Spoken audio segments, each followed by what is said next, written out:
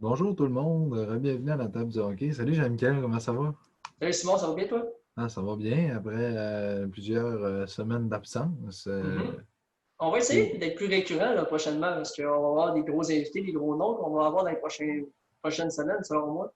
ouais, puis Donc, là, vu que hâte de voir. la saison de junior majeur est Oui. redécollée, puis là, tranquillement, le repêchage de la LNH s'en vient, puis tout, ben, Mhm. on va faire plus de podcasts qu'on le faisait. Là. Tu sais, durant l'été, on a quand même pris ça relax, puisqu'il y a des vacances, puis tout, tu sais. Effectivement. Ouais. Puis, Mais tu parlais de junior majeur, je vais faire un lien avec notre sujet principal aujourd'hui. La Ligue junior majeure du Québec sont de retour. Les équipes sont tous de retour dans leur espace régulier. L'aréna est repartie, la glace est refaite. Les équipes sautent sur la glace pour la première fois aujourd'hui. Simon, qu'est-ce que tu penses d'un débat? Je vais te lancer sur un débat. Les équipes à l'extérieur du Québec qui ont le droit aux partisans et non au Québec, qu'est-ce que tu en penses? ben, tu sais, quand on regarde ça, la plupart des équipes, Nouveau-Brunswick, Nouvelle-Écosse, il y en a six. Il y a Moncton, Halifax, Saint-John, Acadie Bathurst, Charlottetown et Cap-Breton. Puis toutes Oui, ces équipes-là vont avoir le droit d'avoir 200, c'est ça, 250 partisans, je je suis pense? convaincu. Mais je trouve ça un petit peu plate pour nous, les Québécois, parce que, tu sais, quand on regarde les cas de COVID au Québec, c'est quoi? C'est 120 cas et moins par jour. Donc, Même pas, c'est 60 cas et moins par ben, jour. c'est ça. Puis, tu sais, en sachant qu'il faut que tu t'isoles quand tu as des symptômes, puis quand tu penses que tu as la COVID, ben, Oui, tu restes chez vous. Mais moi, je pense que pas le gouvernement, mais la Ligue aurait pu dire, regardez, aux équipes du Québec, vous avez le droit d'avoir 250 personnes aussi. Parce que nous, si on veut voir notre équipe cette année, il va falloir aller à Moncton ou Halifax acheter des billets, même à ça.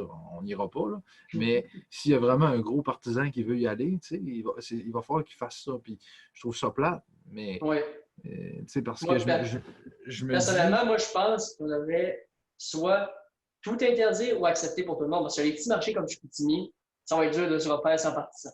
ah oui, non, ça c'est sûr. Val d'Or, Bécomo, encore pire. Oui, Ouais, c'est vrai. c'est Ça plus va être encore petit. les gros marchés comme Québec qui Ouais. vont les faire vivre parce que veux pas, Québec, c'est le marché qui fait vivre toute la GMQ Mais moi, présentement. l'affaire que je trouve plate, Jean-Michel, là-dedans, Oui, là, c'est que là, on nous dit, ah, pour la saison-là, c'est correct d'être à huis clos.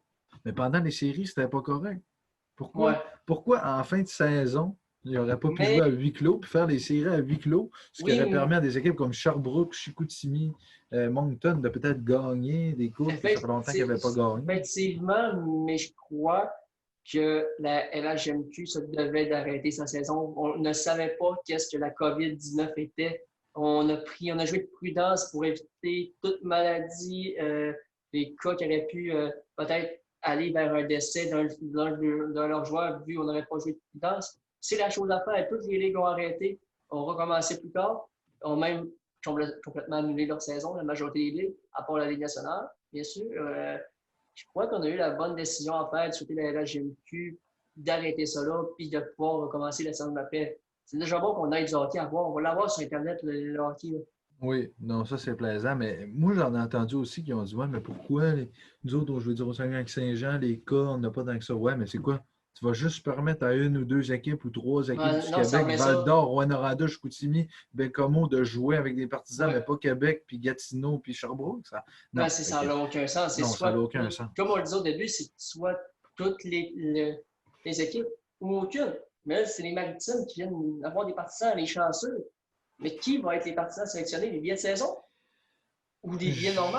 J'en connais, non, ça tu as raison là-dessus, mais j'en connais, pas j'en connais, mais je veux dire, je connais quand même des personnes des Maritimes, puis je leur ai demandé s'ils iraient voir des matchs, puis ils ont dit si on met le masque, on n'ira pas voir des matchs. Mais ça, j'ai hâte de voir s'il y a du monde pareil qui vont y aller, sachant que c'est 250. Mais Et écoute, on n'a pas vu de hockey en vrai depuis combien de temps? mars? C'est le méchant bout qu'on n'a pas vu de hockey. On est des fans de hockey au Québec. Même partout au Canada, on est des fans de hockey. On est le pays avec le plus de fans de hockey au monde, je suis sûr, quasiment sûr à 110. On ne peut pas vivre sans hockey pour les partisans de hockey. J'ai Ben, été au, ben, j'ai été à la Coupe Bob Bissonnette, à la classique Bob Bissonnette, désolé, puis on avait nos masques, mais ça ne nous a pas empêché de vivre un bon moment. On a eu du fun, on a vu des professionnels jouer, puis même si on avait nos masques, on a vécu un très bon moment. C'est du hockey à revoir. Ça faisait près de 5 ou 6 mois que je n'avais pas vu de hockey en aréna, même si j'ai besoin d'un masque, je vais le faire. Moi, là, au Québec, tu C'est un fais drôle de l'arène pour feeling. aller saigner, tu mets ton masque. Crois-moi que je vais y aller, ils vont aller saigner avec un masque. C'est la seule chose que j'ai à faire pour voir une équipe jouer. Non, ça, c'est sûr. C'est une petite condition parmi tant d'autres. Un Mais masque, ça ne change pas grand-chose dans notre vie. Là. à la TV, on les voit, hein, les professionnels de la LNH. Fait que ça a déjà fait du bien. Ça nous Oui, a fait du vraiment. bien revoir du hockey là, après le mois de mars, quand il a recommencé au mois d'août, ça a fait du bien. Mais oui, je trouve ça bizarre que la Ligue accepte des maritimes, des partisans, mais pas au Québec. Mais c'est probablement le gouvernement du Québec qui a demandé de jouer à huis clos. Ouais, Il ouais, non, ça n'acceptait pas. c'est Parce sûr. qu'on le sait, on n'a pas le même gouvernement provincial entre les Puis deux en passant, divisions, on ne veut pas. Jean-Michel, Oui. au Nouveau-Brunswick, en Nouvelle-Écosse, le port du masque n'est même pas obligatoire.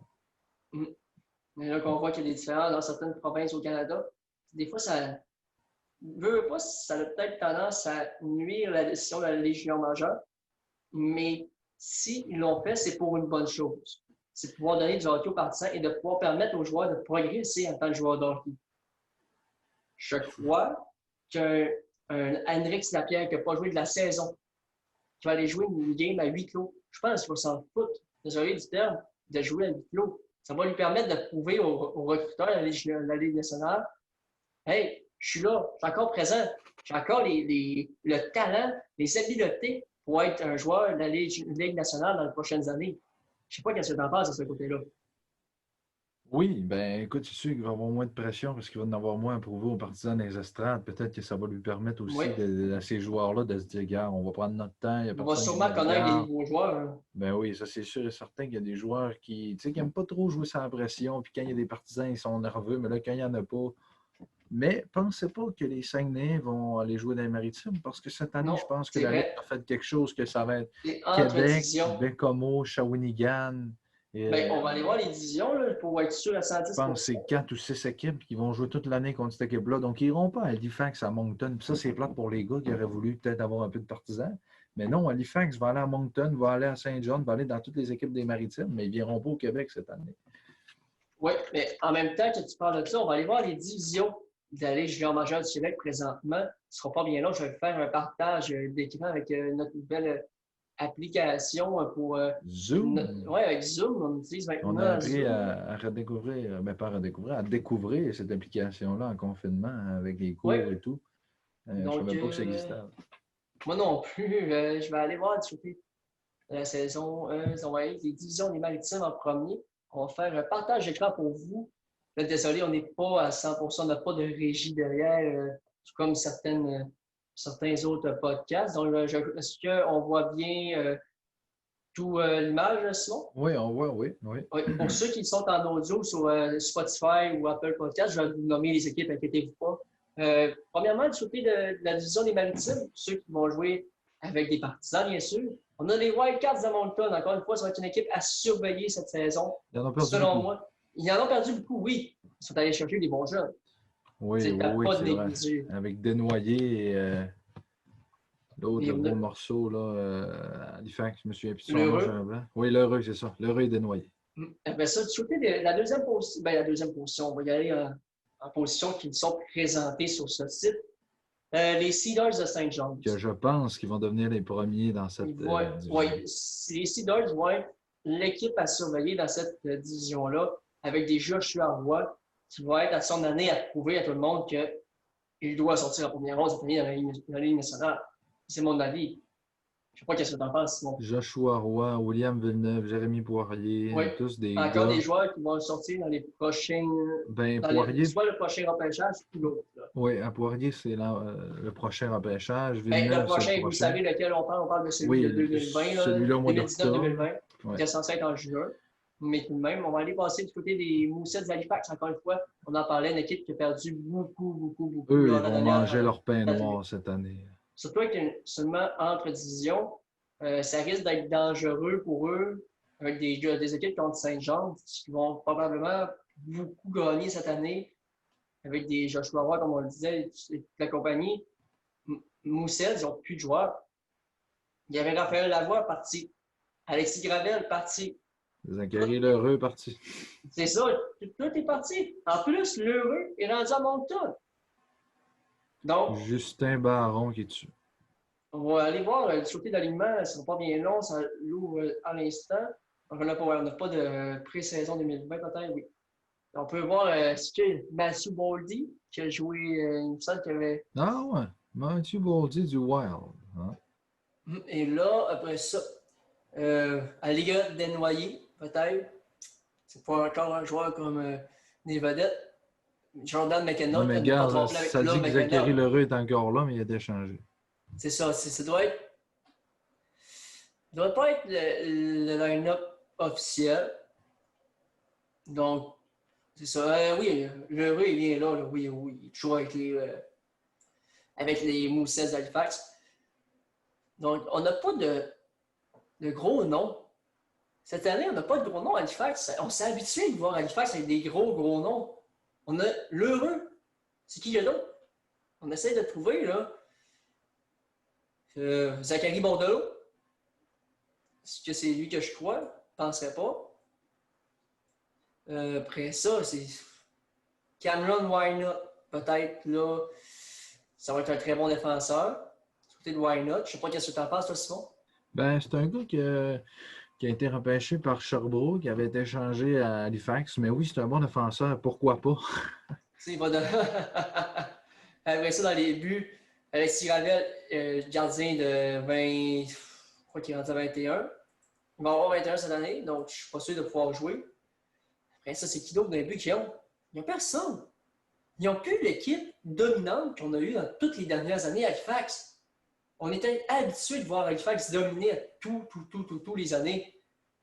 Mais là, ça va être décevant cette année pour les fans des Moussets. Comme tu as dit, à part Elliott Desnoyers et Zachary Lheureux, il n'y a pas grand-chose à se mettre sous la dent là-bas. Du côté de Batters, maintenant, Acadie Batters, c'est Titans.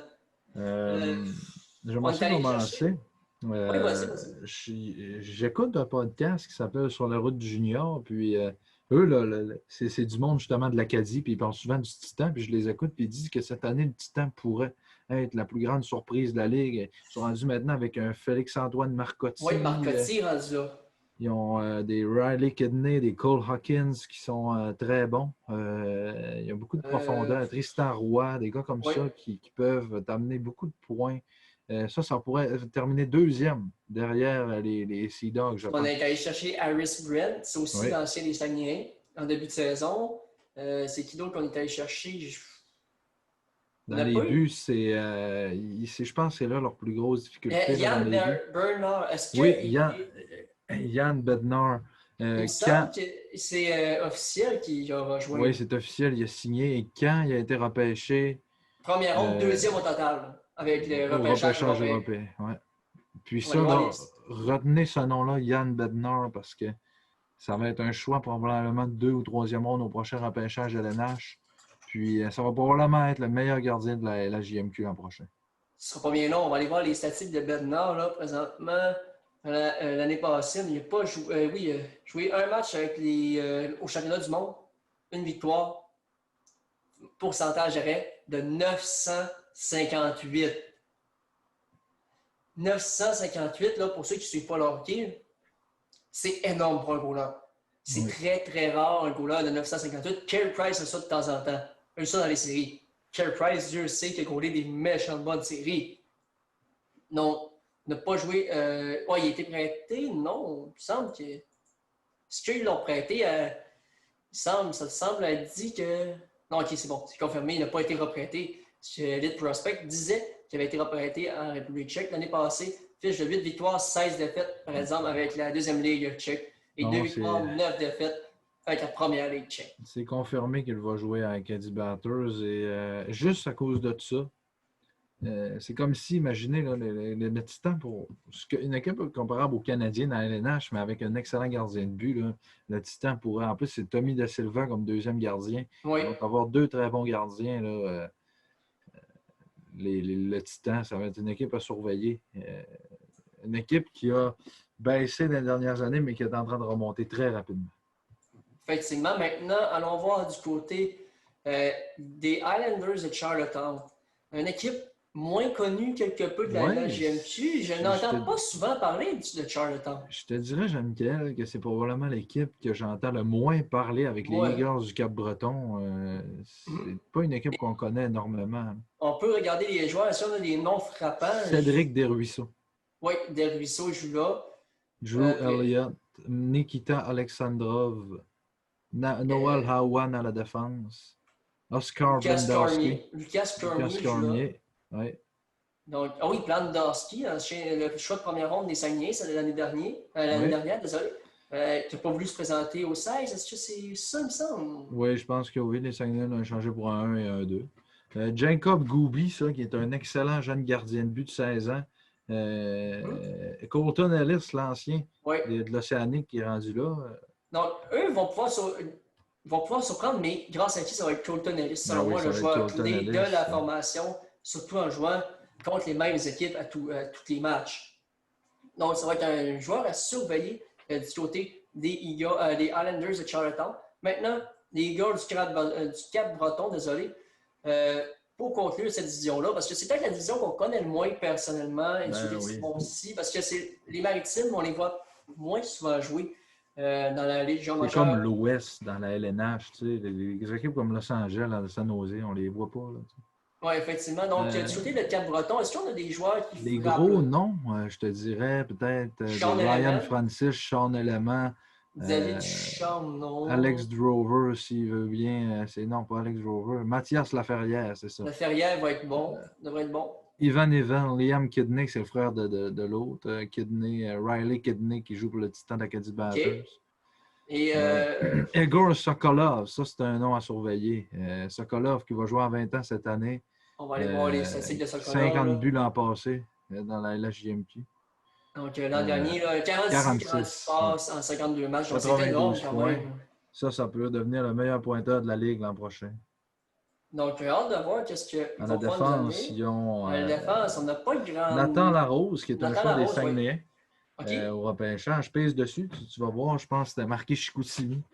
Je me rappelle, c'est un choix de troisième ronde des Saguenayens. Puis, On va aller voir.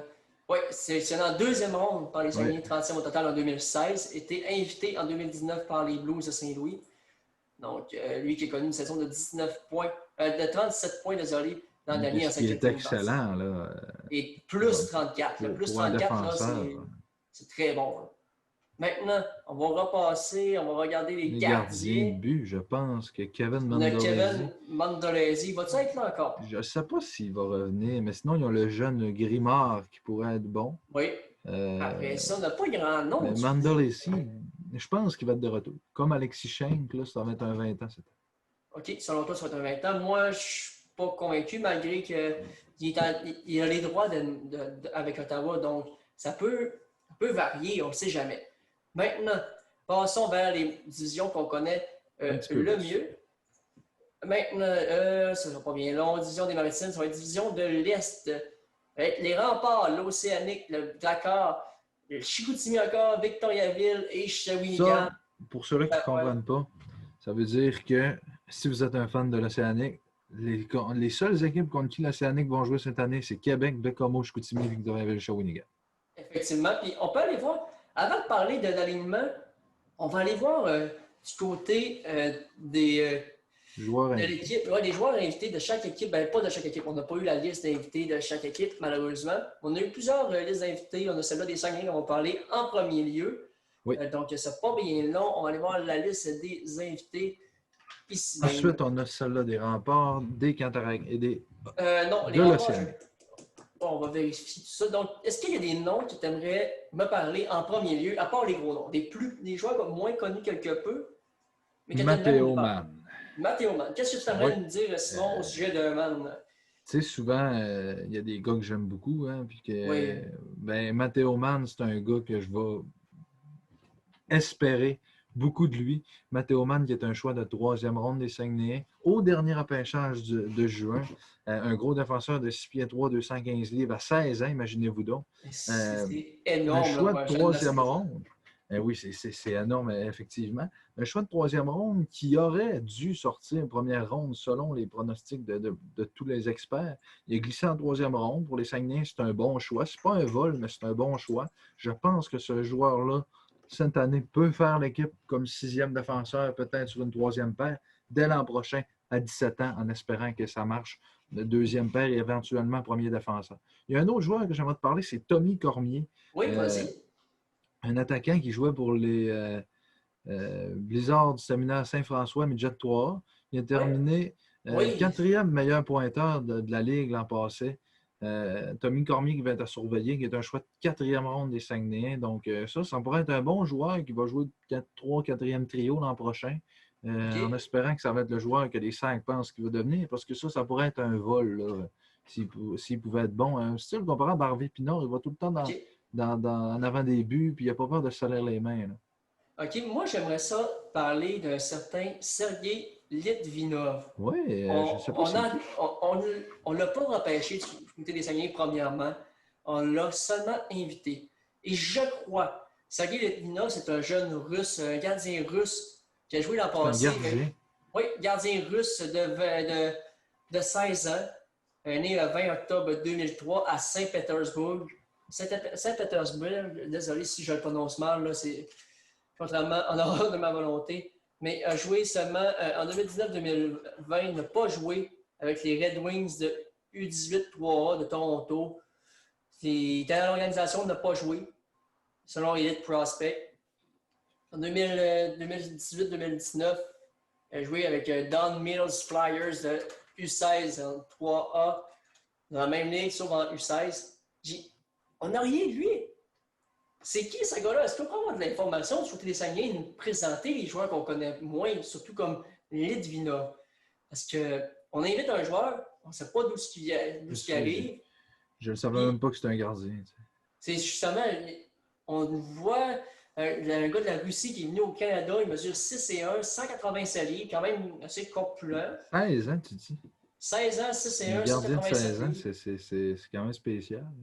Est-ce qu'on aurait pu piger dans la région de Saguenay-Lac-Saint-Jean, aller chercher un jeune gardien qui aurait eu un certain potentiel? Je sais de qui tu parles, mais oui, on aurait pu. C'est sûr qu'on aurait pu. Moi, je pensais que dans l'échange de Justin Ducharme et Gabriel Villeneuve à Val-d'Or, on l'aurait ramassé. Si vous ne savez pas de qui on parle bien évidemment de William Blackburn, le natif d'Héberville. Mais au repêchage, on a pris Rémi de la Fontaine, qu'on voit là, entre Louis Crevier et Olivier Denis. Olivier Denis, en passant, c'est le fils de Marc Denis. Mais Rémi de la Fontaine, c'est notre futur gardien numéro 1. Oui. Mais en allant chercher un Blackburn, peut-être que tu peux t'assurer de plus de profondeur devant le filet. Et c'est peut-être ce que Litvinov vient faire. Peut-être que Yannick Jean ou l'état-major des Saguenay veulent l'essayer. Est-ce que ça peut être une carte cachée au prochain repêchage, lors de la prochaine saison? Les équipes ne l'ont pas vu. Personne ne peut le repêcher. Il y a juste eu une invitation. Bien, c'est sûr. Il y a ça 16 ans. Une carte cachée. 16 ans, 6 et 1. C'est énorme. S'ils gardent bien les buts au camp, sûrement que les Saguenay vont dire ils n'ont pas de club école comme dans la Ligue nationale, mais s'ils gardent bien les buts et il n'y a pas de place pour lui, ils vont dire retourne. On peut l'envoyer, admettons, on va parler comme un peu un certain. Désolé, j'ai oublié le nom, il faut que je le retrouve. Jérémy Bergeron. On l'a envoyé avec les Janois du Collège d'Allemagne. Oui, mais lui, c'est un Russe, il n'ira pas jouer avec lui. Oui, mais on peut penser peut-être l'envoyer Junior 3. Si on l'aime, on peut lui offrir un contrat pour garder ses droits et l'envoyer Junior 3 ou Collégial 3. Tu peux peut-être lui dire retourne en Russie, mais tes droits nous appartiennent. Il n'a pas joué en Russie. Il pourrait faire ça. Il n'a pas joué en Russie depuis 2015-2016, c'est lorsqu'il était dans le U13. 13, hein?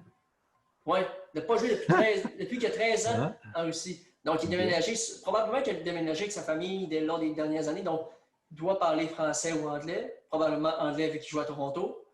Il joue à Toronto, OK. Il a joué à Toronto, mais il n'a pas joué de game. C'est dans une organisation de Toronto.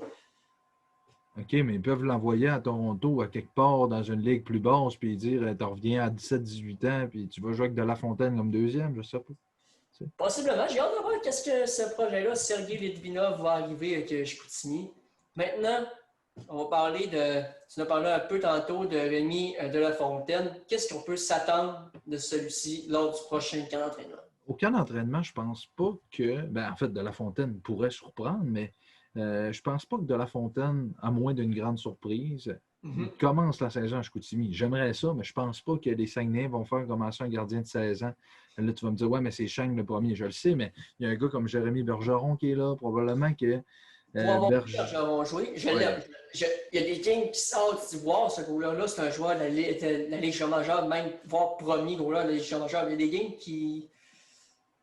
C'est qui est dans les buts, je ne sais pas, je ne l'ai jamais vu gauler. On ne Mais le c'est reconnaît pas, il n'est pas constant. C'est une de ses grosses faiblesses. Sinon, un excellent joueur, mais il n'est pas constant. C'est pour ça que De La Fontaine est là pour le futur, parce que Yannick Jean a dû se dire Jérémy Bergeron, c'est pas notre gardien d'avenir, c'est De La Fontaine. Et c'est pour ça que cette année, je pense que ça va être Chang comme premier, Oui. Bergeron deuxième. L'an prochain, par exemple, quand Chang va être parti, là, tu vas avoir un De La Fontaine à 17 ans, un Bergeron à 18. Là, si Bergeron, ça ne fait pas, tu as De La Fontaine qui est là, sinon tu as Litvinov qui est là. Oui, effectivement, mais j'aimerais peut-être passer à un défenseur que j'adore, personnellement, la paire défensive que j'adore.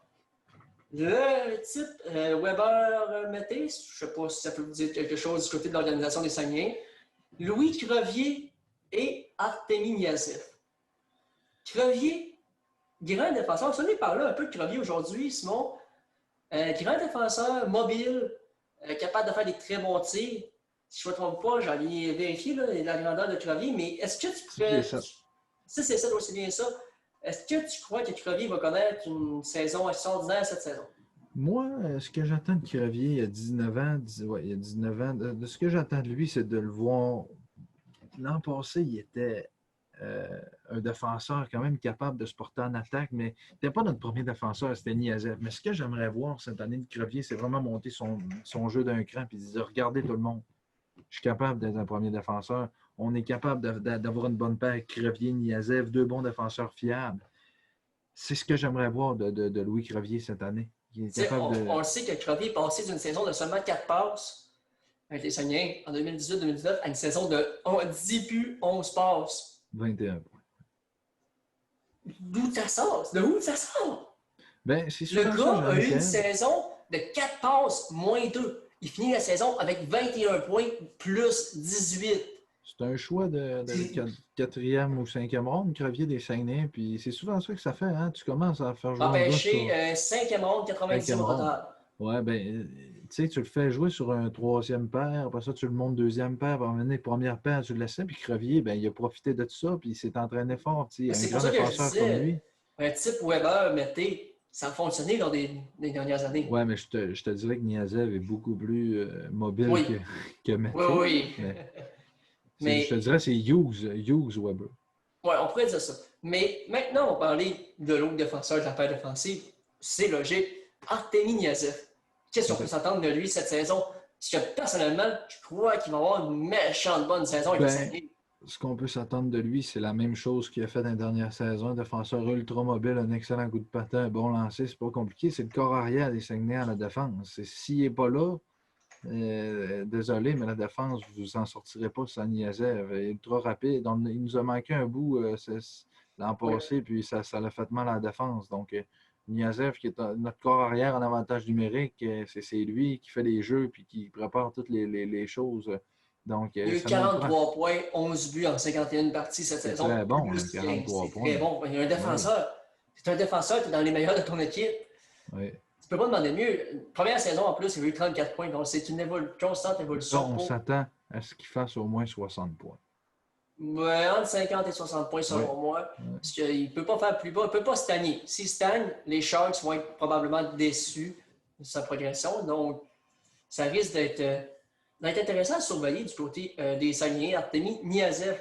Maintenant, la vedette des Saguenayens, présentement au prochain repêchage, le joueur le mieux classé, Dawson Mercer. Je sais que tu pensais que j'allais parler de notre joueur. Ouais, mais Dawson Mercer, c'est un joueur complet. Pour moi, là, on a peut-être payé cher à Chicoutimi pour l'avoir l'année dernière. Mais on dit que c'est un bon joueur. j'ai lu un article, Jean-Michel, qui disait Yannick Jean, quand il a fait son acquisition, tu sais, Denis Gauthier, là, il l'avait accueilli chez eux quand il était à Drummondville, puis il disait que c'était un excellent joueur en dehors de la patinoire, que c'était un joueur qui était à ses affaires, qui s'entraînait tout le temps plus fort pour essayer de s'améliorer, qui était très gentil avec ses coéquipiers, qui voulait tout le temps le meilleur de lui-même, mais pour l'équipe en premier. Tu sais.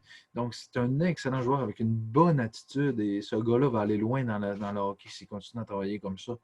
C'est un joueur qui est très le fun à voir aller. Un bon coup de patin, un bon lancer. C'est peut-être son coup de patin, la chose qui a le plus à améliorer. Oui, Mais mais il y a quand même sinon, un très bon patin, un il a très une bon coup de très belle patin. vision de jeu. Oh, oui. Moi, je vois un trio probablement Matej Kaslik, Hendrix Lapierre et Ouais, on va en Dawson parler tantôt Mercer. de casté. Maintenant, passons du côté du joueur que tu adores, à Chicoutimi, Hendrix Lapierre. Ouais. Est-ce qu'il va sortir en première ronde et est-ce qu'il va être capable d'avoir une saison sans se blesser selon vous? Ben, écoute, Lapierre, première saison, 45 matchs, 17 matchs la deuxième. Il n'a même pas joué encore 100 matchs avec les Saguenayens. C'est plate parce que ça, c'est Ouais, probablement le meilleur joueur qu'on aurait pu avoir des Saguenayens. Je suis désolé pour Hudon et les autres, là, mais des 10 dernières années, ça aurait pu être le meilleur qu'on a eu. ouais, Puis, euh, Lapierre, c'est justement, si on l'avait vu au complet dans une saison complète, il aurait pu peut-être faire 90, 100 points par année. Je pense que Lapierre va quand même sortir en première ronde, pas dans le top 15, peut-être après le 20e rang. Mais Lapierre, j'espère pour lui qu'il ne sera pas blessé encore l'an prochain pour qu'on dise pendant la troisième saison, il est encore blessé. J'espère qu'il va jouer une saison complète et qu'il va nous dire regardez, je suis capable de faire 80 points par année. Parce que imaginez-vous, si Lapierre est en forme, si Mercer est en forme, si Kaslik joue comme il est supposé jouer, et si Hood joue, ben, avec ces quatre gars-là, tu es supposé quand même d'être assez bon. Avec Shane D'Imbu, Boudria, Niazev, Crevier, on va avoir une belle saison. C'est même si on a perdu les Lavoie, les Harvey Pinard, les Bibeau, ces joueurs-là, je pense qu'on va quand même réussir à pas mal s'en sortir. maintenant, parle un peu. Fais-moi ta composition de trio avec les cinq. OK, bon, ben, gars, Après ça, on va premier, parler des joueurs qui vont arriver plus tard un petit peu.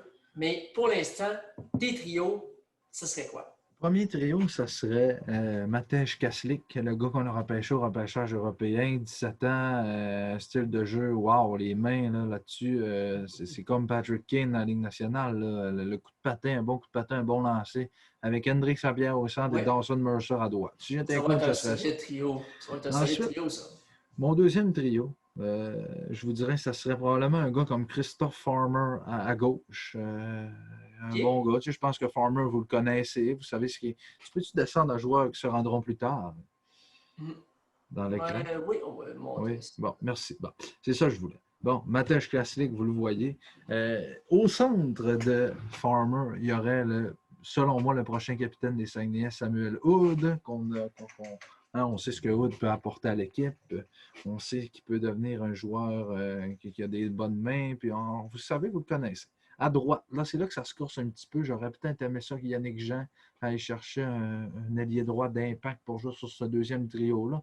Parce que Xavier Labrec, il est là par défaut. Tu sais, je pense que le deuxième trio, ça te prend plus de profondeur que ça si tu veux t'en sortir.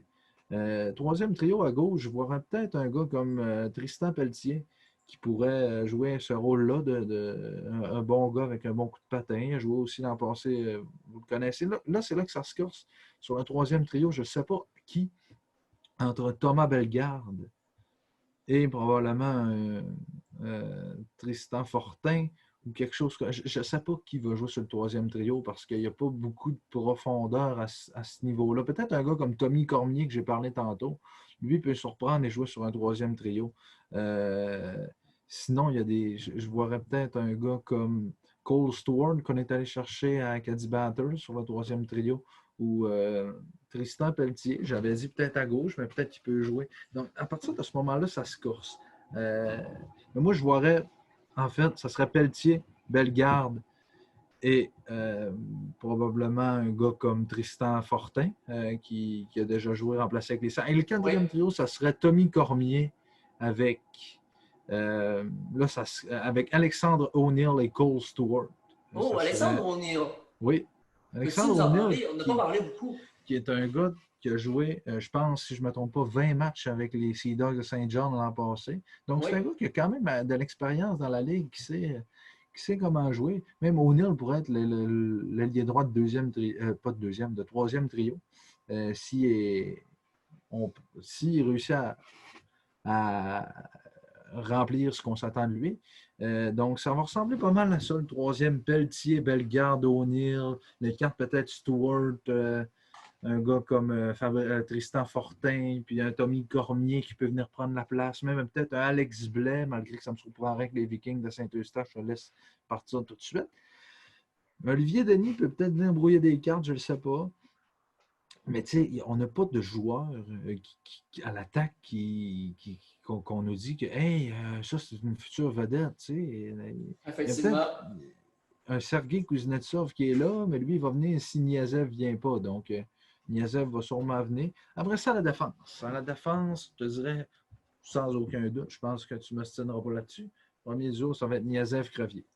Oui. Deuxième. Présentement, je suis 100% d'accord, peut-être à part O'Neill, vu que je ne l'ai pas vu jouer. Mais ouais. présentement, je suis pareil à toi. Là. Mais là, tu sais, je regarde l'alignement que j'ai sous les yeux, puis, tu sais, je vais dire, moi, le gars, je vais dire, Étienne Tremblay-Mathieu, Scott Turgeon, Thomas Turgeon, ces gars-là, je ne les connais pas beaucoup. Mathis Roy, Xavier Roy, tu sais, c'est des joueurs repêchés par les Jacob Newcombe, ces joueurs repêchés, mais ils ne sont pas nécessairement prêts. Alex Blais, c'est un bon joueur. Pierre-Alexandre Boulet, je ne pense pas qu'il est prêt. Olivier Denis non plus. Fabrice Fortin, ça s'en vient. Tristan Fortin, il est prêt. Vincent Fredette, il n'est pas prêt. Louis-Philippe Hull non plus. Xavier Labrec, oui. Thomas Lachapelle, un défenseur qui peut être septième défenseur. Donc, c'est pour ça qu'il manque peut-être de quoi dans cet alignement-là sur un 3-4e trio. Et je pense qu'Yannick Jean n'a pas terminé parce qu'il était supposé d'amener un agent libre de l'Ontario. C'est à voir. À la défense, donc, j'avais dit Niazev-Crevier. Après ça, là, on a Félix-Antoine Drolet qui a 20 ans. Je ne sais pas pourquoi il est encore ici. Peut-être que Yannick Jean prépare une transaction pour un 18 ou 19, un attaquant. Mais on a laissé partir Kotka, d'ailleurs, on en a parlé tout à l'heure. Oui, mais là, on se ramasse qu'on a 3-20 ans. C'est Schenk, Boudria et Hood. Là, il y a Drolet qui est là. Mettons qu'on dit que Drolet n'est pas là. Mais on va attendre de voir le camp. Je sais que Yannick Jean avait dit, on va attendre de voir ce qui se passe au camp. Oui, mais moi, mon deuxième duo de défenseur. On peut imaginer toutes sortes de scénarios présentement. Mais mettons qu'on dit que Drolet n'est pas là. Ou mon deuxième trio de défenseur, ce serait Michael Pellerin, ainsi qu'à droite, Carl Boudria, parce que Boudria a quand même joué le rôle à droite l'an passé avec Patrick Kite. Et le troisième duo de défenseur, ce serait probablement Loris Rafano-Mezensoa et Matteo Mann, si Mann réussit. Sinon, ça va être Thomas Lachapelle qui va jouer sur ce troisième duo de défenseurs-là. Moi, le seul point qu'on risque de ne pas être en accord, ça va être dans les filets. Ah oui, OK. Oui, dans les filets, Alexis Cheng et Jérémy Bourgeon. Moi, comme je l'ai dit tout à l'heure, Bergeron, je ne l'ai pas vu assez constant. J'adore le style de jeu, j'adore le jeune homme aussi. Il faut y avoir parlé quelque peu, mais non, il n'est pas assez constant pour être un deuxième goaler. Parce que le deuxième goaler se doit de sortir puissant à chaque fois qu'il est sur le jeu. C'est la tâche du gardien numéro 2. Parce que sinon, on n'a pas le temps de l'envoyer. C'est ta tâche de gagner les matchs et de pouvoir aussi gagner, la confiance de ton entraîneur. Présentement, je ne vois pas qu'est-ce qu'il pourrait nous donner pour confirmer son poste de numéro 2. Ben, c'est sûr que tu l'as vu jouer beaucoup avec les Janois, sauf que Bergeron, je me dis, c'est parce que moi, l'affaire, là, c'est que je me dis, si c'est pas Bergeron, c'est de La Fontaine. Puis moi, en tant que partisan, je ne veux pas voir de La Fontaine à 16 ans être deuxième gardien. Je ne veux pas lui donner cette pression-là. Et Bergeron, il a 17, mais je pense qu'il a 18. Fait que je veux pas...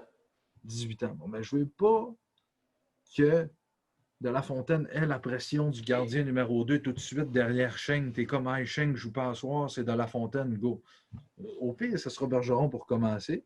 Si on voit que Bergeron, il n'est pas assez bon, mais on rappellera de La Fontaine puis il jouera. Personnellement, je crois que Bergeron pourrait... On le fait commencer à Chicoutimi, on le met en vitrine et on le change. Ça pourrait arriver. Et je pense que ça pourrait être un scénario si on envoie de La Fontaine dans le midget 3A pour débuter la saison. Je sais qu'il va juste décoller dans 2 semaines. Mais pour avoir parlé avec un recruteur de la Région majeure du Québec, je ne citerai pas de nom pour garder les sources anonymes.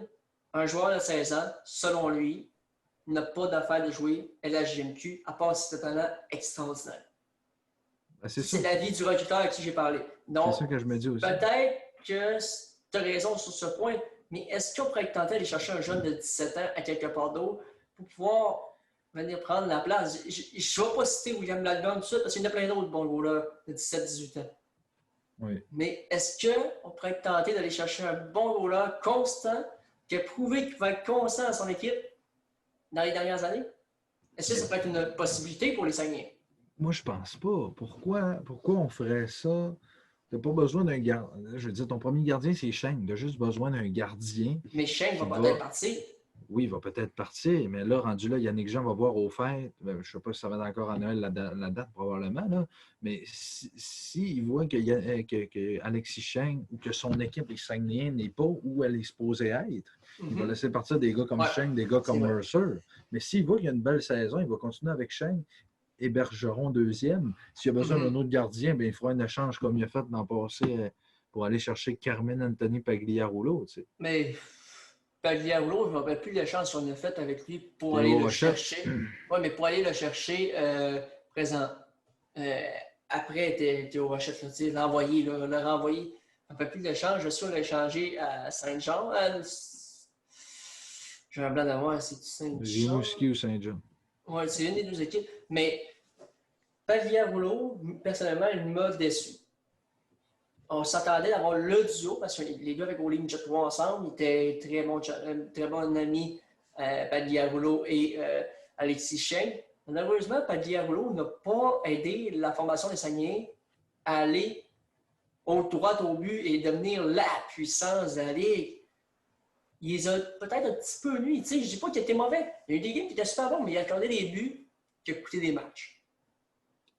On va se demander d'avoir un goaler plus stable que Carmen Anthony Pagliarulo. Oui, non, ça c'est sûr. Mais probablement que vu que Yannick Jean sait qu'il n'y aura pas un bon deuxième comme il y a eu l'an passé ou dans les dernières années. Oui, réserviste, c'est ça. Peut-être qu'il va se dire, en place de faire jouer Shane 40 matchs, je vais le faire jouer 60 matchs, puis d'autres, il en jouera 8. Là, tu vas me dire, ouais, mais là, c'est ben trop. Ouais, mais les Canadiens le font avec Price. Tu sais, je veux dire, si Bergeron n'est pas capable d'être deuxième. Shane, on peut comparer à Price dans la LHMQ. Oui. Mais, je sais pas, les Saguenay, ça va être une bonne énigme à nous faire cette saison. Ça va être très intéressant. Moi, c'est ça que j'ai hâte de voir, le poste de deuxième gardien qui va l'occuper. Effectivement, d'ailleurs, on peut suivre les matchs en direct de leur page Facebook. Si je YouTube, je pense. Leur page YouTube des Saguenay, les matchs hors concours vont être disponibles pour vous, que vous puissiez l'écouter. Donc, ça risque d'être très, très, très intéressant. Je vous invite déjà à regarder. C'est le fun de voir du hockey à la télé. Donc, profitez-en. Encourageons notre équipe locale. En plein ça, quand on achète local, on encourage nos équipes locales. Ouais. Donc, maintenant, on passe à une autre équipe. Quelle équipe que tu aimerais parler, Simon? Ma deuxième équipe préférée, les Foreurs de Val-d'Or. OK, les Foreurs de Val-d'Or, on va vous montrer la liste d'invités. C'est ici, je ne sais pas si vous voyez bien. Là, on a Alexandre Doucet ici. Oh, désolé, un petit peu mal souligné. Donc, Alexandre Doucet a joué l'an dernier. Très bon joueur, très bon jeune joueur. Risque d'être important, une pièce importante de la formation de Val-d'Or, selon moi. Plus haut, il y avait marqué les noms de leur capitaine, mais en fait, sur la photo, là, je ne l'avais pas pris, mais il ne faut pas que tu oublies qu'à Val-d'Or, Jean-Michel, ils ont Jacob Pelletier, oui. Leur capitaine. Et cette année, Val-d'Or s'en va pour la Coupe. Et avec est-ce que Doucet pourrait être une pièce de monnaie d'échange? Ça pourrait arriver. Mettons que les Foreurs se disent on a besoin d'un gardien numéro 1. Peut-être qu'on pourrait changer Doucet et Blackburn pour un gars comme Sheng. J'envoie ça en l'air comme ça, je ne le sais pas. Mais, tu sais, Pelletier, il est là. Il ne faut pas oublier que Justin Ducharme, l'ancien des Saguenay, est rendu là. Gabriel Villeneuve aussi. Donc, c'est ça, là, juste Ducharme, Pelletier et Villeneuve, c'est 3-20 ans. Et c'est 3 joueurs... Jérémy Biaka-Boutuka aussi. Oui, Maxence Guenette, Thomas Pelletier, ça c'est Biaka-Boutuka, Alepo et Guenette. Et Hugo Larkin qui était invité au camp. pour l'avoir vu, d'ailleurs, je vous invite à regarder, à écouter les matchs des Chevaliers de Lévis lorsque je commente les parties. Là. L'avoir commenté, la game que Larkin a joué à Lévis. Wow! Défenseur mobile, bon coup de patin, bonne vision du jeu, des passes, autre chose à la palette. Il est sorti de où? Il arrive du Midget Espoir, si je ne me trompe pas. Il était impressionnant sur le jeu.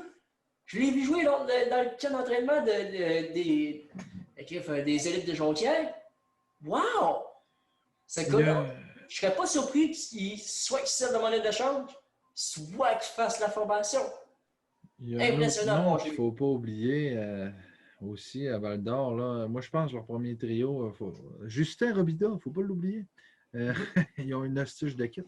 Le premier trio, ce serait un gars comme Jacob Pelletier à l'aile gauche, un gars comme Justin Robida au centre et Maxime Kadjovic. Il ne faut pas l'oublier. Oui, c'est vrai. On va aller chercher Kadjovic avec les Sea Dogs et ça va pour la coupe. Là. Ducharme sur un deuxième trio avec Doucet au centre. Tu sais, donc, oui, c'est ça, il est là, Maxime Kadjovic, les deux, oui, la liste d'invitations. Alexander Mirzabalayev. Désolé si j'ai mal prononcé son nom. Et non russe, un petit peu plus dur à prononcer pour nous. Mais tout de même, on va avoir une maudite bonne équipe. Ça m'a passé au Saguenay l'an dernier. Oui, effectivement, oui. Hervé Pinard qui est comme, je te dirais, Pelletier. Robida qui est comme un petit peu. Mais Pelletier a un petit peu plus de talent qu'Hervé Pinard, on ne se le cachera pas. Oui, non, ça c'est sûr. C'est un choix de première ronde dans la Ligue nationale. La défense qui est un petit peu meilleure que les 5 de l'an dernier. Dans les buts, c'est le même problème que les Saguenay qui ont maintenant. Le mieux premier qui va être deuxième, on ne le sait pas. Jonathan Lemieux, on peut aller voir les statistiques de Lemieux. Ce ne sera pas bien long. Allez voir Jonathan Lemieux. Et c'est pour ça que je me dis que si les Foreurs arrivent à Noël et qu'ils se disent hey, Lemieux, il ne joue pas comme on voudrait, il y a un gardien 19 comme. ans. Oui, c'est ça. Il y a un gardien comme Sheng qui est disponible à Chicoutimi. Ben, tu vas chercher Sheng. Tu vas gagner la coupe avec Sheng qui est à sa dernière saison. Il va vouloir gagner la coupe, Sheng. Non, il ne l'a jamais gagné, donc il va vouloir la gagner. Et tu ramasses un gars comme Lemieux ou Blackburn, je ne sais pas. Mais Sheng, ça sera un beau fit avec Val d'Or, je trouve. C'est vrai que Sheng pourrait être bien accommodé avec la formation de Val d'Or, mais on voit les statistiques de Lemieux qui était quand même assez solide, il fait plusieurs de bons arrêts. 20, la fiche d'une 20 victoires, 23 défaites, 4 défaites en prolongation. Donc, mitigé à savoir s'il va être capable d'être un vrai premier goal-là. C'est pour ça que les Foreurs vont probablement être tentés d'aller chercher un gardien de premier plan. Comme tu Kevin Mandolesi ou Kevin Mandolesi. C'est les deux noms qui me reviennent en tête. Mandolesi et Shane. Personnellement, c'est mon avis. Je ne suis pas DG, je ne suis pas recruteur, je ne suis pas dans l'organisation d'aucune des deux équipes. Ça va être les deux noms surveillés selon moi. Mandolesi et Alexis Shane pour Val d'Or. Ça va être deux excellents gardiens, mais il va falloir payer le prix. Oui, il va falloir payer le prix. En plein on ne paye pas le prix. Le prix. Comme Richard Martin. Effectivement. Donc, maintenant, Simon, si tu veux bien, on va parler d'un échange. On va revenir un petit peu parce qu'on est dans le terme des échanges. Hier, dans la journée, si je ne me trompe pas, on a eu Michael Lancette qui nous a tweeté. On m'indique que Vladislav Kotkov des Saguenay sera transigé aux Sea Dogs de Saint-John's dans les prochaines heures. Chicoutimi obtiendra un choix de 3e et 10e tour. Il faut surveiller les Sea Dogs. Là-dessus, il a raison. Les Sea Dogs vont être puissants. Mais un choix de 3e et de 10e tour. Pour Vladislav Kotkov, qui, si je me souviens bien, il avait pas loin de 40 de points. Plus que ça, Kotkov, qui marquait des saisons de 30 buts avec Chicoutimi. Mais pour en revenir à cet échange, quand j'ai vu ça, j'ai fait un 3. C'est quand même bon. 46 points, 22 buts, 24 passes en 51 parties. Ouais, l'an passé, comment il a fait? C'est ça, c'est l'an passé. Ouais, mais l'année d'avant. OK, l'année d'avant, 61 points en 65 parties. Ouais, non, c'est ça. C'est cette année-là qui a vraiment été bon. Cette année, il s'est peut-être un petit peu plus traîné les pieds, je ne sais pas pourquoi. Mais Kotkov, regarde, c'est déjà marqué les Sea Dogs de Saint-John en plus. 61, 34 buts, 27 passes, 21 buts, 28 passes. C'était sa 3e saison à Chicoutimi cette année. Puis, Kotkov... Il a joué une game dans la AHL, il a fait un but. Ah, OK. Ben. Mais Il y a un C'est talent pour ça. jouer professionnel. Mais Donc, selon moi, il va partir. Il va aller je trouve, professionnel. je trouve que c'est une bonne échange pour les Saguenayens parce que là, tu te dis, ouais, mais là, Kotkov, c'est un marqueur. Oui, sauf que la LHJMQ, la saison est commencée maintenant. On commence dans quelques semaines. Donc, mettons que Kotka va jouer avec les Sea Dogs pour à peu près 3 mois, octobre, novembre, décembre. Pourquoi 3 mois? Parce qu'au mois de décembre, la saison dans la Ligue américaine est supposée de redécoller. Donc, après ça, quand la saison redécolle, il pourrait s'en aller dans la Ligue américaine parce que c'est un Européen, donc il a le droit de faire ça. Ben, il a le droit, puis il y a 20 ans. Oui, il y a 20 ans, c'est vrai. Donc, il peut se Puis, faire signer. C'est comme notre collègue Félix Benz qui disait, un joueur européen de 20 ans, ça vaut pratiquement rien. S'il ouais, prend non, c'est deux vrai. places importantes dans une équipe, un Parce joueur de 20 ans qu'il et un prend le joueur 20 ans. européen. Oui, c'est ça. Mais oui. Donc, selon Félix Benz, selon ce qu'il nous a dit, c'est un très bon retour pour Vladislav Kotkov. Tout de même, je crois qu'on n'aurait pas pu l'échanger l'année dernière, on ne savait pas que la COVID allait arriver, mais on n'aurait pas l'échangé au repêchage. Oui, non, ça, je suis d'accord avec toi qu'on aurait pu l'échanger au Tu sais, donner repêchage. Kotkov et un autre joueur et un choix au repêchage pour monter au repêchage, ça aurait peut-être été possible, selon moi. Je ne sais pas ce que tu en penses. Ben non, ça, je suis d'accord, effectivement. Tu sais, il y avait un gars en deuxième ronde comme Justin Côté qui était supposé sortir en première ronde, qui a été pris 20e au total par les Voltigeurs de Drummondville. Moi, je pensais que les Saguenay allaient s'avancer, peut-être échanger un gars comme Kotka, justement comme ça, à une équipe. Mais en même temps, l'équipe aurait-elle voulu donner un choix de première ronde, un deuxième ronde pour un gars qui prend un 20 ans et 1 euro? Tu sais, c'est ça Oui, l'affaire. c'est Donc, vrai. Il aurait fallu que les 16 aillent chercher quelque chose de gros aussi c'est après. pour ça que je me dis qu'un 3 et un 10, c'est très bon. Mais c'est un 3 en 2023, ça va être long. OK, c'est en 2023, je croyais que c'était en Et 2021. le 10, c'est en 2022. Donc, OK, oui, c'est le retour de Kotkov. Si on ne va pas chercher des choix, on va l'attendre longtemps. le choix, oui, non, c'est ça. Le choix de 3 de 2023, il est loin, puis tu peux l'envoyer dans plusieurs autres transactions. Effectivement, maintenant, j'aimerais ça qu'on parle d'une de mes formations favorites dans la Légion de joueurs, à Ouais, je part les pense Saguenay. que je sais de qui tu parles. Une équipe de la Mauricie, jaune et noire. Et oui, une équipe jaune et noire, les Cataractes de Shawinigan. On a Maverick Bourque. Ouais. Il va être la pierre angulaire de l'équipe. C'est lui le point central des Cataractes cette saison. Déjà qu'il l'était l'année passée, ça on ne se cachera pas. Est-ce que Maverick Bourque, avec Vasily Ponomarev, va être en mesure de répéter les exploits qu'on a eu dans les dernières saisons, selon toi? Ben, je regarde leur attaque. Là, je vois un nom comme Charles Baudouin aussi qui est là, qui vient pas de s'ajouter, mais que Charles Baudouin était déjà un bon joueur. Cette année, il va en prendre beaucoup. Il y a beaucoup de responsabilités cette année qu'il va avoir avec les Cataractes. Mais vraiment, les 3 gros noms à l'attaque, il y a même Jérémy Martin qui est là. Olivier Nadeau, qui va être à surveiller aussi. Olivier Nadeau, Charles Baudouin, Vassili Ponomarev, Maverick Bourque, même William Veillette. Veillette va être à surveiller cette année. On Xavier le sait, il y a eu des Bourgault. bonnes saisons dans le Ninja 3. Ils ont beaucoup de profondeur, les Cataractes. Oui. Moi, Veillette, je le verrais sur le deuxième trio à Chicoutimi présentement. Peut-être 2, 3e trio à Chicoutimi. On n'a pas des gros noms. À l'aile, on n'a pas des gros noms. Non, à l'aile, oui, non. C'est le type de Veillette, c'est un gars qui va donner à 110% tous les chiffres. On n'a pas ça. Trio, Deuxième, 3e trio, moi, tu sais, les voir je sais pas, sur le 2e trio. Il est-tu meilleur que Christopher Farmer? Ça va être une bonne question. Il faudrait savoir qu'est-ce que notre collègue Félix Benz pourrait nous dire là-dessus. D'ailleurs, Parce que s'il est meilleur que Farmer, il joue sur le 2e trio avec les Saguenay.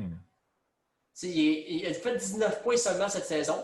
Mais tout de même, je crois que c'est pas bien long, là. Il faut retourner sur Elite Prospect. Mais Veillette, l'aspect du jeu que William Veillette apporte est intense. Je pourrais comparer un petit peu à ce que j'ai vu. J'ai pas vu toutes ces games, là. Désolé si je me trompe. Mais Nini Harvey Pinard l'an passé. Ou Brandon Gallagher. C'est un gars qui se défonce à chaque soir. Qui est là pour son équipe. Ça serait un genre de joueur Un petit peu comme Harvey Pinard. Moi, c'est ça, Harvey Pinard. On n'a plus des joueurs à la Harvey Pinard dans l'équipe. C'est pour ça que je crois qu'un ajout d'un joueur type William Veillette ou type Harvey Pinard pourrait être un aspect intéressant pour les Sags. Même Veillette a eu 53 points en 34 games il y a 2 ans. L'an passé, non pas l'an passé, mais il y a 2 ans avec les Charlie Lévy. Il a du potentiel, le gars.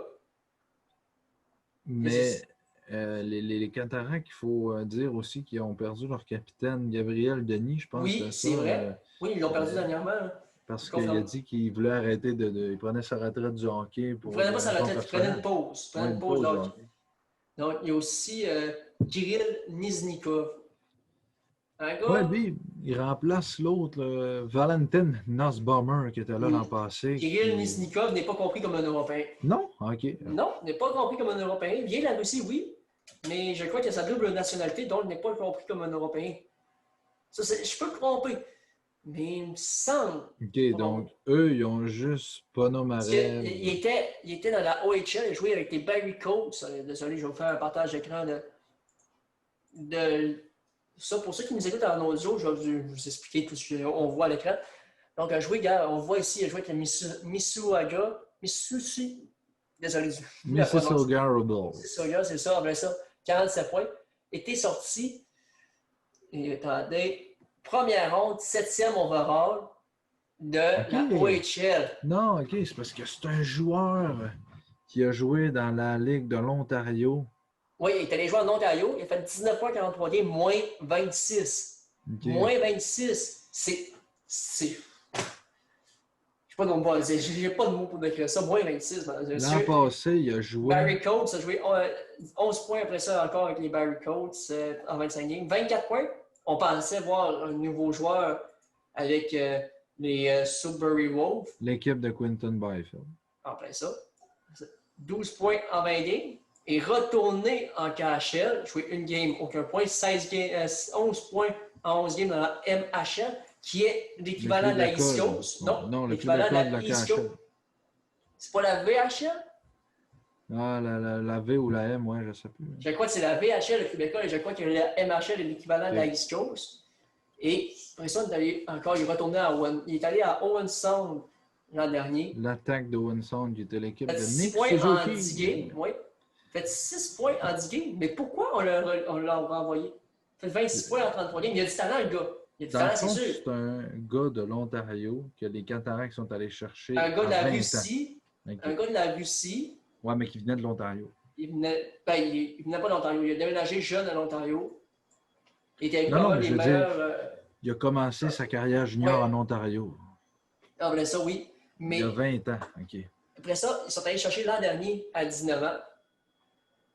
Et il fait 26 points 33 games. Il peut être un très, très bon joueur pour les Cataractes, comme il peut être un joueur 3, peut-être. Si s'est promené partout, il y a sûrement une raison. Parce qu'on le voit, niveau offensif, très bon joueur. La constance dans son jeu, de ce que j'ai l'air à voir, ça a l'air d'être ça. On le voit dans les moins, on peut aller voir les.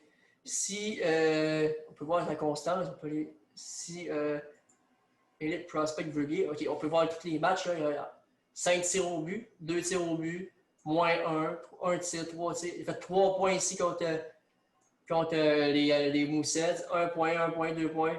Il y a des phases, il n'y a pas de phase à vide, vraiment. À part, quand on tombe plus bas, ici, aucun point, aucun point, aucun point. 1, 2, 3, 4, 5 parties sans faire de point. Retenez ça. Puis si on redescend, constant. On arrive ici, aucun point, aucun point. Fait 2 points. Ça, c'était dans OHL. Ouais, dans la OHL. Les années d'avant, encore une fois. Beaucoup moins de points. Et on voit la constance, comme tu le dis. C'est peut-être le pointé de Kirill Niznikov, mais je suis complètement assuré qu'il y a un problème d'attitude là-dedans parce que s'il était barouetté de même, il s'est promené de n'importe où, ça est allé en Russie, il est retourné au Québec, il est allé en Ontario, il fait toutes les ligues quasiment. Il y a quelque chose qui se passe dans ce gars-là. Il y a quelque chose qu'on ne sait pas. Ça, c'est mon avis, mais je suis complètement sûr qu'il y a quelque chose qu'on ne sait pas et qu'on ne nous dit pas. Ça, c'est sûr. Parce que c'est un joueur de talent assuré, sorti 7e au total dans son repêchage. C'est très bon. Pas été repêché en plus dans la Ligue nationale. Ça, je dis rien, ça va être un gars à surveiller. Oui. Maintenant, on va retourner ici, on va faire le partage. Olivier Nadeau, c'est un joueur que j'aimerais parler. Un grand colosse. Pas un grand colosse. Quand même un bon joueur, on s'entend. On va aller sortir les statistiques de Nadeau. Joueur né en 2003. 17 ans. Ici, on va faire partager l'écran. Voici. Les Cataractes de Shawinigan l'ont passé 23 points première année Et avec les c'était Cataractes. sa première saison l'an passé. OK. 4 points en 5 games dans les moins de 17 ans. Lui, est-ce que c'est un choix de première ronde? Oui, il me semble bien. Oui, moi. Des Cataractes. 5e au total. Ah, OK. Donc, ça risque d'être un joueur qui va éclore cette année. Je ne sais pas ce que tu en penses. Parce que moi, Nadeau, j'ai toujours perçu comme un excellent joueur. Ben, écoute, on a la chance d'avoir Il a Felix 52 Benz points. qui vient d'ici, qui l'a sûrement vu jouer. Moi, le Nadeau, je le connais pas beaucoup. Il a joué avec les Chevaliers de Lévis en plus, 52 points à 31 parties, dont 13 points le plus en série. Je te dirais que le genre, quand je regarde ses points, là, 33 en 29, 49 en 29, 52 en 31, ça c'est Midget 3 et Bantam 3A. L'an passé, parce qu'il y a une grosse marche quand même entre Midget 3 et Junior, 23 points en 58 matchs. Cette année, ben, on pourrait s'attendre à Nadeau de quand même beaucoup qui prennent beaucoup plus de responsabilités. Et c'est drôle, hein, cette équipe-là, les Cataractes, c'est une équipe qui a des très bons joueurs maintenant, Maverick Bourque, et des très bons joueurs pour l'avenir comme Nadeau. Et Oui. c'est une équipe à surveiller.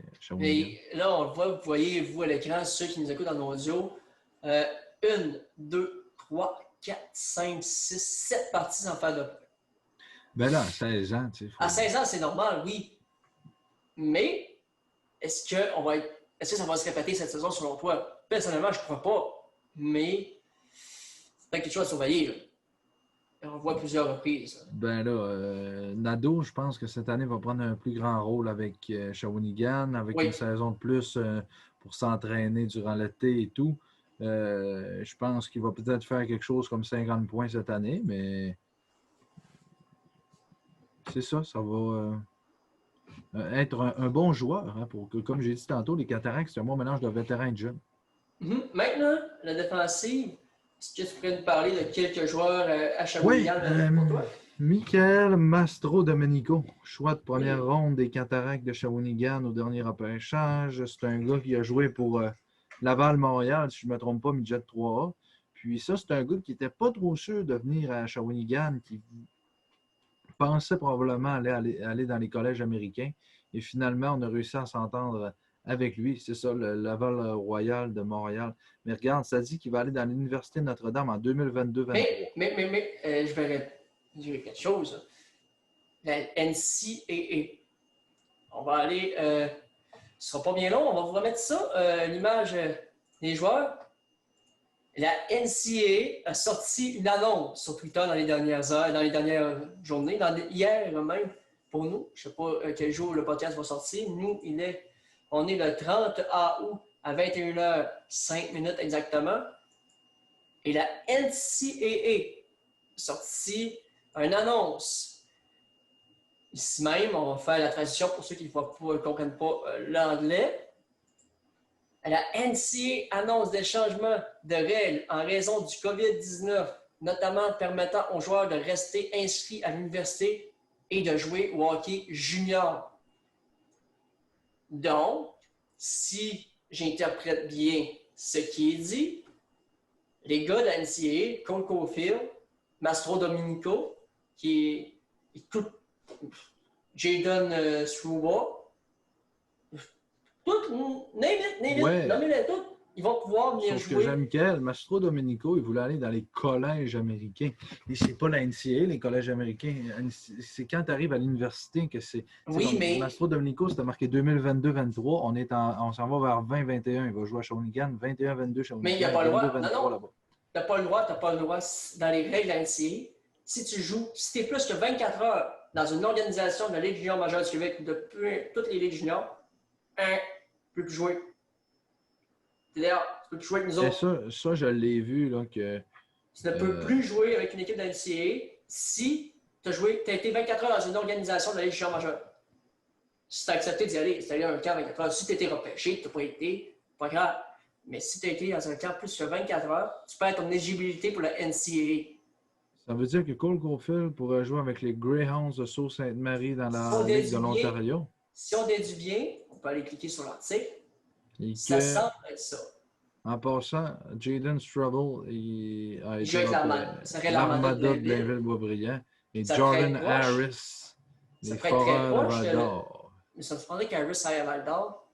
Ben, c'est là qu'il a été Oui, repêché. mais je peux voir plus aller à Laval, selon moi. Mais bon, on peut regarder vite fait. Non, on n'en parle pas des joueurs qui peuvent aller jouer junior. C'est normal aussi. Parce que on n'ira pas dire va jouer junior majeur.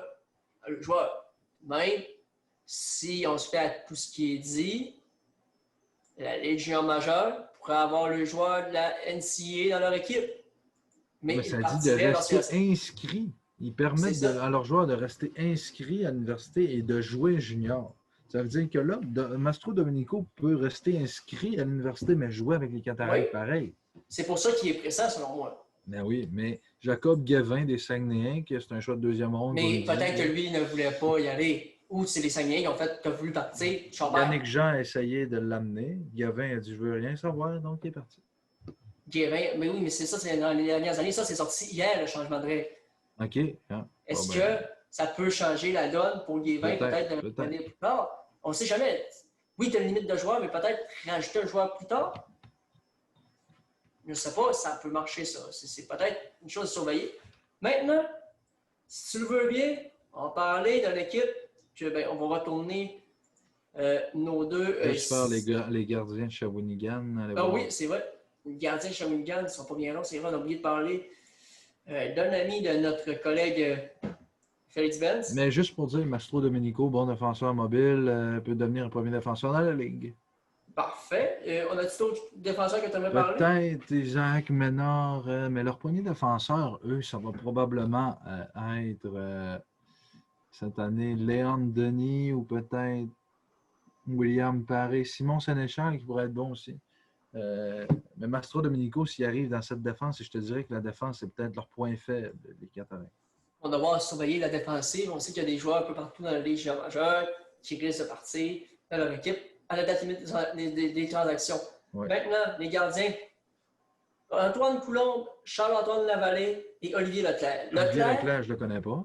Moi non plus. On peut aller voir les statistiques de Leclerc, par contre. Charles-Antoine Lavallée et Antoine Coulombe étaient là l'an passé. Coulombe, on le sait ce qu'il peut apporter. Tu l'aimes beaucoup. Coulombe peut être... Coulombe a été l'un des meilleurs gardiens de la Ligue pendant un bon moment. Ouais, mais moi, je pense pas que Coulombe, c'est un défenseur de la trempe de... pas un défenseur, un gardien de la trempe de Schenk et Mandolesi. Non, ce n'est pas un gardien de la trempe de Schenk. Même, on peut le voir ici, repêché en 11e ronde. Ça, c'est bien Olivier Leclerc par les Cataractes. On va aller voir ses stats. L'an dernier. Il a joué pour les Estaqueurs de Trois-Rivières. Oui, mais l'an dernier, il a joué collégial 3A, 19 parties, 4 victoires, 9 défaites, pourcentage réel de 903, moyenne de but contre de 2,53. Je ne penserais pas qu'il va faire le club. À moins d'une surprise. Une surprise, ça arrive à tout le monde. Il y a des surprises à chaque année. Même, je ne crois pas que Leclerc va être le gardien qui va détrôner Antoine Coulombe et compagnie. De toute façon, qui va les remplacer? Personne. C'est là que j'aurais vu un Vincent Filion de Val-d'Or sortir à Shawinigan. Donc, selon toi, Filion pourrait aller à Shawinigan. Filion Blackburn pour remplacer Coulombe ou Lavallée parce que dans 2 ans, ils n'auront plus leur gardien. À moins qu'ils repêchent un gardien au prochain repêchage, je ne sais pas qui, mais lui, il ne peut pas remplacer ça, c'est sûr. Donc, tu sais, Val-d'Or, ils ont 2 bons jeunes. Il y a des équipes qui n'en ont pas. Les Saguenay en ont un de La Fontaine, mais eux, ils n'en ont pas des jeunes parce que Coulombe, sinon, ils l'auraient invité probablement à Shawinigan. Mais c'est là qu'un gars comme Vincent Filion, parce qu'il y a plusieurs gens qui connaissent les Foreurs et qui jouent midget 3, peu importe, qui disent que Filion ou Blackburn pourraient être échangés pour faire de la place à soit Filion ou Blackburn.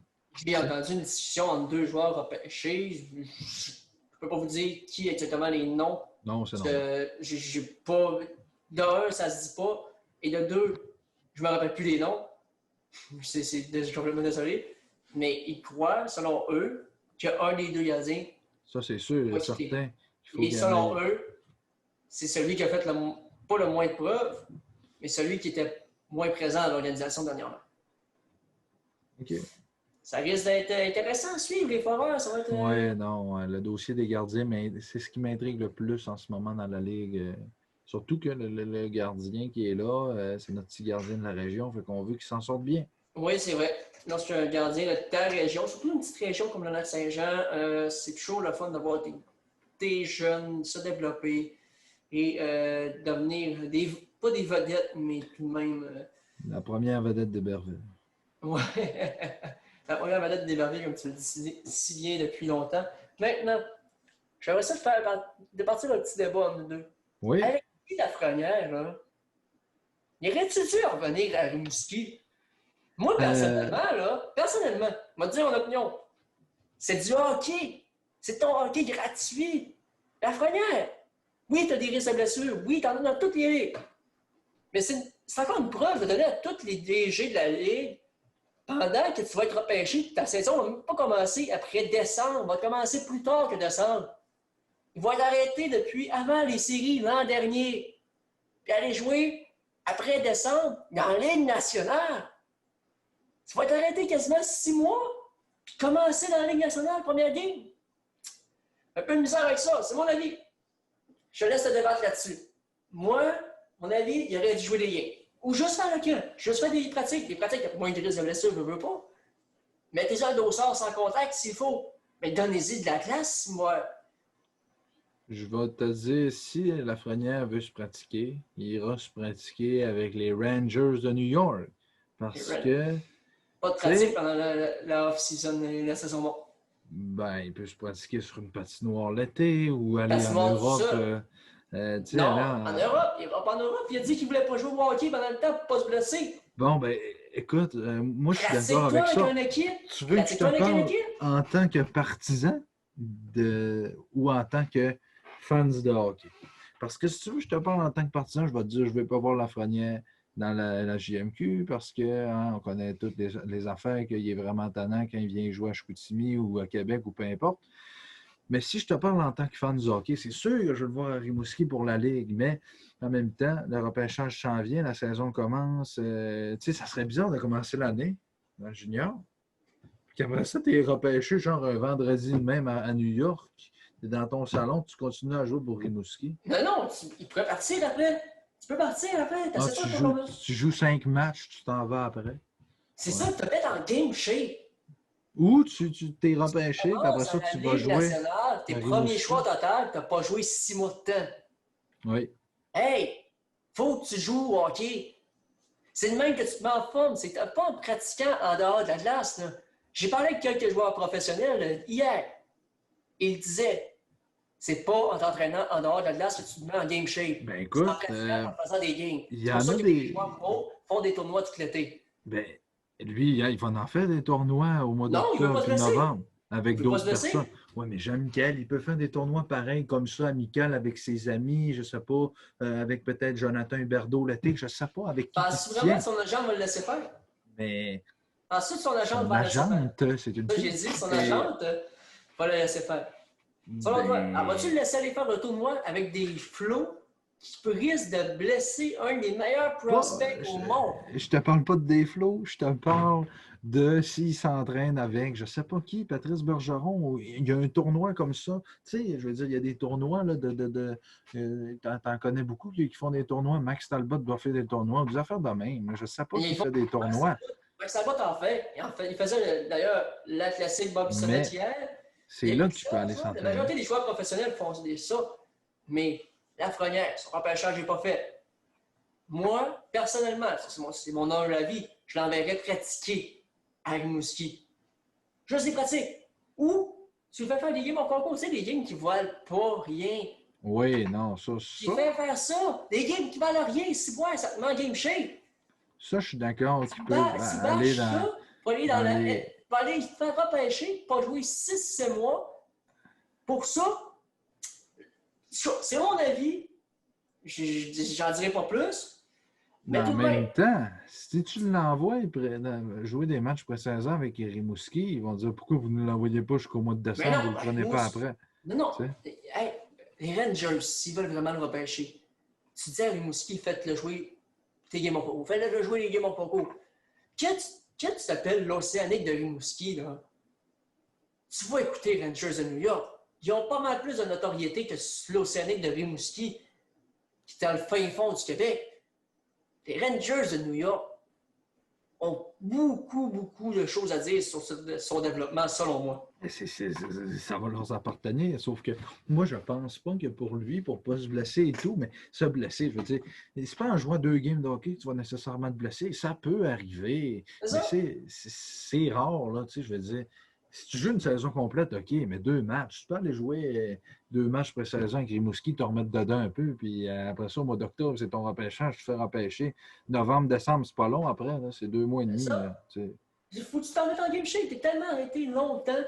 Écoute, on se rappelle des premières games qu'on a sinon, il aura une patinoire, puis il ira patiner avec son équipe, les Vikings de Saint-Eustache, Midget 3, je sais pas. C'est ça, mais tu sais, tu te rappelles, là, les premières games, les games en concours de la Ligue nationale? Oui. Ah, que c'était pas beau à voir. Les gars, les passes, c'est comme si c'était des Pee-Wee. Ça n'a pas de sens. Il faut qu'ils se mettent en game shape pour aller fort, parce que le monde s'attend, les partisans, l'organisation, toute la Ligue s'attend que Lafrenière devienne la super vedette à partir du day one. Dans la LNH. Dans la Ligue nationale. S'attend qu'il sera la super vedette. Excusez-moi, mesdames et messieurs, là. Il y a un jeune qui n'a pas joué depuis 6-7 mois, qui s'est seulement entraîné plusieurs fois semaine en dehors de la glace ou quelques fois sur la glace, n'est pas en game shape et ne dominera pas la Ligue nationale dès le jour 1. Mais non, parce que il ne fait pas des parties normales avant. C'est dans la Ligue nationale, c'est ça. Lafrenière ne deviendra pas McDavid demain matin. Non. À part si tu t'appelles McDavid et Crosby, à 18 ans, il n'y a personne qui peut dominer. Et ça, moi, c'est mon humble avis. Je ne sais pas si tu es de mon bord ou pas de mon bord, mais bon. Moi, c'est ce que je pense. Moi, je pense pas qu'il devrait. Moi, je pense qu'il devrait jouer des matchs pré-saison, mais pas avec l'Océanique au complet, parce qu'il n'y a plus d'affaires dans le junior majeur. Tu sais, le gars qui fait 5 points par game, qui après 10 games, il a 50 points, ça ne te tente pas. Moi non plus. Moi, c'est mon avis. Moi, je ne débattrai pas plus là-dessus. Tu sais, il va jouer contre les Saguenay, 3 buts, 4 passes, 7 points, ça finit 14-2, c'est plat. C'est vrai, mais bon, on va aller voir les statistiques de Lafrenière, là. Juste pour dire, Alexis Lafrenière, il est là, ce sera pas bien long, on va aller vous faire un partage d'écran. Écran partagé, là, ici. 18 ans. Premier choix total assuré quasiment. Rimouski, 112 points, 52 games. Tu n'as pas joué depuis. On va aller voir ici. C'est pas bien long. Le 10 mars, contre les Remparts de Québec. Regarde bien ça, ça va être ça. Je crois que non, Simon. Non, c'est ça. C'est le 8 du 3. Le 3. Le 8 mars. Le 8 mars contre les Cataractes de Shawinigan. Je savais que les Saguenay étaient prêts. Le 8 mars, tu n'as pas joué une game de saison régulière ou une game en concours. Comment veux-tu être en forme pour être dominant dans la Ligue nationale? Sur une arena. Tu t'entraînes dans un arena, tu n'es pas en game shape. C'est pas ce qu'il faut pour te mettre en plus pour être prêt de ta saison. Ça, c'est mon avis. Je fais le camp de pré-saison des Rangers. Le camp de pré-saison des Rangers va commencer quand? Au mois de novembre, décembre. Novembre-décembre. Oui. Novembre-décembre, c'est dans combien de temps? Il est repêché au mois d'octobre. Un mois après, c'est le camp des Rangers. Repêché au mois d'octobre. On est au quel mois? Juste pour le fun. Ah, août, fini. Mois d'août. Oui, le mois d'août finit demain. C'est dans un mois. Un mois encore à ne pas pratiquer. Donc, ça va faire. Il va se pratiquer, mais il ne jouera pas. Mai, juin, juillet, août, septembre, octobre, 8 mois sans. Hey, cet été, là, il a dû jouer des matchs à Lafrenière avec ses amis sur une patinoire à quelque part. Une game de tournoi, c'est pareil qu'en saison? Non, mais il a dû jouer au deck ou il a dû jouer quelque chose. Au deck hockey, c'est pas pareil que ça classe. Je le sais, sauf qu'au moins, il s'est remis en forme. Il doit faire du tapis roulant, courir, je ne le sais pas, mais il s'est remis en forme. Tapis roulant? Je comprends. Je parlais qu'il est pas professionnel hier. Là. me le disait, c'est pas du tapis roulant ou monter les marches, lever des poids. Demande à un gars, OK, demande à un gars qui joue professionnel au hockey, combien de fois il a levé des poids dans une année? Selon toi. Je sais pas. Je sais pas, mais Ils c'est peuvent les compter sûrement sur le doigt pas. d'une main. Hein? C'est sûr qu'en s'entraînant pas, ça ne l'aidera pas. Mais si il s'entraîne, puis il continue à courir, puis à faire ce qu'il fait, il va garder son cardio. Je comprends que sa game shape, il va l'avoir perdu ou peu importe. Mais c'est un joueur de hockey, il a 18 ans. Il va être capable de revenir à la hauteur de J'ai son hâte de voir. talent. J'ai Il n'y a hâte de pas, voir. il y a pas genre 37 ans comme Zdeno Chara ou 42, comme Chara qui arrête puis il revient. Puis c'est difficile, il y a 18 ans. Ça va être bon à voir. C'est qui va avoir raison? Ça va être rien que l'avenir qui va nous Ça le va être dire. moi. Rien que l'avenir qui va nous le dire. Mais c'est une chose est sûre. La première va sortir premier ou deuxième. Voilà, premier, je pense, c'est garanti. Premier, mais si on ne le repêche pas premier, il va être deuxième assuré. Fait que c'est sûr, c'est une des deux positions. Peut-être 16e. Là, Simon, il ne faut pas rêver en couleur, par exemple. Mais, chose est sûre, ça c'est sûr, je suis en premier ou deuxième. Et hâte de voir, est-ce qu'il va être prêt? Est-ce qu'il va être prêt physiquement? Est-ce qu'il va savoir pogner C'est la même chose pour Byfield aussi. Oui, Byfield aussi. Mais je ne crois pas que Lafrenière n'arrivera pas prêt physiquement pour jouer une game de saison. Mais est-ce qu'il va être prêt en game shape? Ça, c'est à voir. Je serais curieux de savoir. Ça, je serais curieux de savoir l'avis de nos auditeurs aussi. Mais sincèrement, je suis curieux de savoir votre avis. Écrivez-nous dans les commentaires. Est-ce que Lafrenière va arriver en game shape selon vous? Je suis prêt à écouter votre avis. Peut-être même que Alexis pourrait nous écrire dans les commentaires. Oui, je vais arriver en game shape. Oui, peut-être même. Mais si vous êtes intéressé, ça pourrait être intéressant de vous ouvrir les lignes. Vous écoutez une soirée, là, parler du repêchage, parler de Lafrenière. En fait, sais-tu ce qu'on va faire? Je pense que le 10 octobre, le vendredi, on va décoller un direct, un live Facebook, puis on va regarder les choix et puis on va jaser ça ensemble. Les choix de repêchage. Je suis prêt, je suis ouvert à ça. Je suis ouvert à ça, moi. Pendant 3 heures, on va analyser les choix. On l'a fait il y a 2 ans. On l'a fait il y a 2 ans. Oui. Pour Kéké, non? Oui. Non, c'était pour Kofi, en fait. C'était l'année dernière. Oui, oui. Moi, je suis prêt à le faire. Moi, je ne sais pas si ton bord est prêt. Ben oui. Mais le 10 octobre, ça va être un rendez-vous, mesdames et messieurs. La table du hockey va vous couvrir le repêchage à la Ligue nationale. Ça va être quelque chose de gros, mesdames et messieurs. On ne veut pas manquer ça. Personne ne veut manquer ça ici. Personne dans notre auditoire ne veut manquer ça. Pourquoi? La table du hockey va être prête et on va donner notre avis. Tu es un fan de hockey, il y a 3 choses qu'il ne faut pas que tu manques. C'est le repêchage, la journée des agents libres, la date limite des transactions. En plein ça. Puis la Coupe Stanley. Oui. 4e chose. Quand tu es un vrai fan de hockey, tu ne peux pas manquer ça. Surtout si tu es à la table du hockey. Parce que nous, on a nos avis, on a des avis différents complètement. La finale de la Coupe Stanley, le 5 octobre, entre les Stars de Dallas et les Highlanders de New York. Oui, puis moi, je le confirme. S'il faut débattre pour vous aider à faire le bon choix dans votre pool les prochaines années, on va débattre. Jonathan Drouin. Complètement Simon. Juste parler de Jonathan Drouin, Simon l'aime beaucoup. Moi, c'est peut-être moins mon cas. Mais ça va être le même cas avec les chevaux repêchés. Et je crois qu'on pourrait avoir quelques petits invités. Ça pourrait être intéressant, les invités, cette soirée-là. Bref, on a fait pas mal le tour de ce qu'on voulait dire aujourd'hui. Simon, dernier mot à dire à nos auditeurs?